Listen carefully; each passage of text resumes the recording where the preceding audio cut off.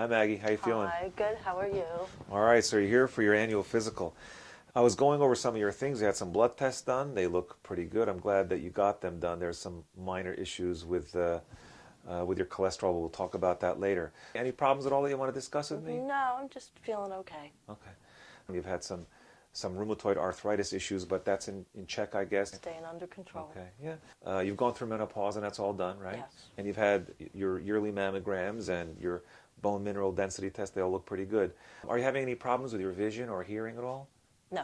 Any problems with swallowing or digesting or passing your bowels? No, just heartburn occasionally. Do you take anything for it? Over-the-counter Prevacid. Any problems with chest pain, shortness of breath, or palpitations? No. Any urinary tract problems, stopping, starting, leaking, No. getting up in the middle of the night to pee? No. Okay. That's good. Any problems getting to sleep or staying asleep? Sleep is an issue.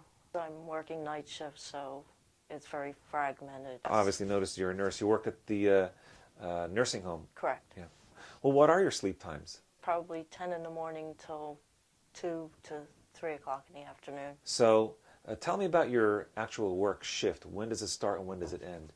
It's 11 p.m. to 7:30 in the morning. How long have you been doing this? A couple years now. All right. How do you feel during the day? When I'm awake, I just feel like everything's an effort. I'm tired all the time. And this tiredness, has it been going on for the duration of time you've been doing your shift work? Yes. So you come home from work at around what time? I'm home by 8 o'clock. Okay. And what time do you try to get into bed? Usually by 10 o'clock. What do you do from 8 until 10? Breakfast, get the kids off to school, throw a load of wash in. Do you have any trouble getting to sleep? Getting to sleep is not an issue, but it's Staying asleep? Staying asleep and having more than 3 or 4 hours in 24. Can you sleep longer than 3 o'clock? No, because by then the kids are coming home from school, so Do you have any problems like snoring or trouble breathing or waking up gasping or choking? no. The tiredness, does it also occur during your work hours? Yes, I'll be charting and the pen will just gravitate off the paper. And You'll doze off? I will doze off, yes. Yeah. Has it affected your work or is it? You know, as a nurse, that's a primary concern, you know, patient safety. Yeah. I think I could be a better nurse if I was a little more alert and not feeling so tired. Have you done anything to be less tired? I put room darkening drapes. I have a tower fan for white noise to block everything out. Have you tried taking a nap at any time? I try and take like an hour power nap. Does it I help? end up feeling worse. Okay. There's a way of quantifying how drowsy you are. It's called an Epworth Sleepiness Scale. Tell me, what are the chances of you dozing off in these situations? 0 rating would be no chance of dozing off. 1 would be slight chance of dozing off. 2 would be a moderate chance of dozing off. And 3 is a very high chance of dozing off. Okay. So what are the chances of you dozing off in the last, let's say, 3-4 weeks or so while you're sitting and reading? A 3. And what are the chances of you dozing off while you're watching TV? 3. Sitting inactive in a public place like a theater or a meeting or my waiting room or something?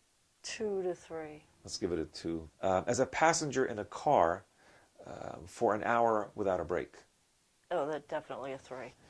Lying down to rest in the afternoon when circumstances permit? A 3. Sitting and talking to someone?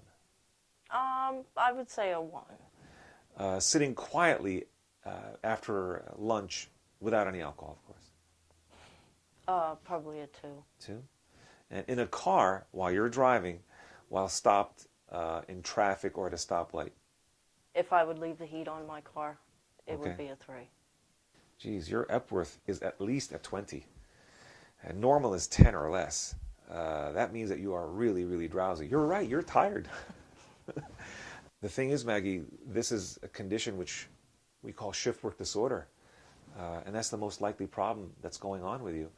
I know about the tiredness, but has it affected you in any other way? I'm irritable. My kids will tell you I want to sometimes rip their head off. Have you had any problems with your appetite? No. Okay. Weight gain or weight loss? No, that's been stable. I asked you earlier about chest pain, shortness of breath, and palpitations. That's not been going No. on?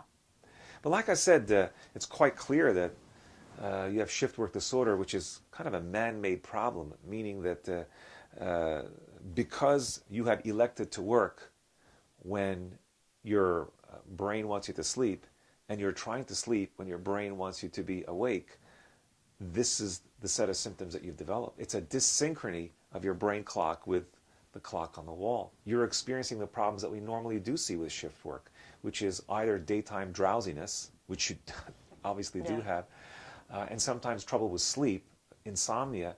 This has been going on obviously longer than a month, so you really meet all the criteria for shift work disorder. There's no other cause for your drowsiness that I can see.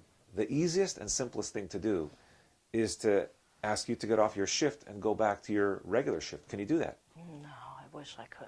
Really? If we can't do that, then the next best thing to do is to see if I can sort of re-entrain your brain clock, to see if I can synchronize things. If we can't synchronize, then at least what I'll do is try to reduce your symptoms.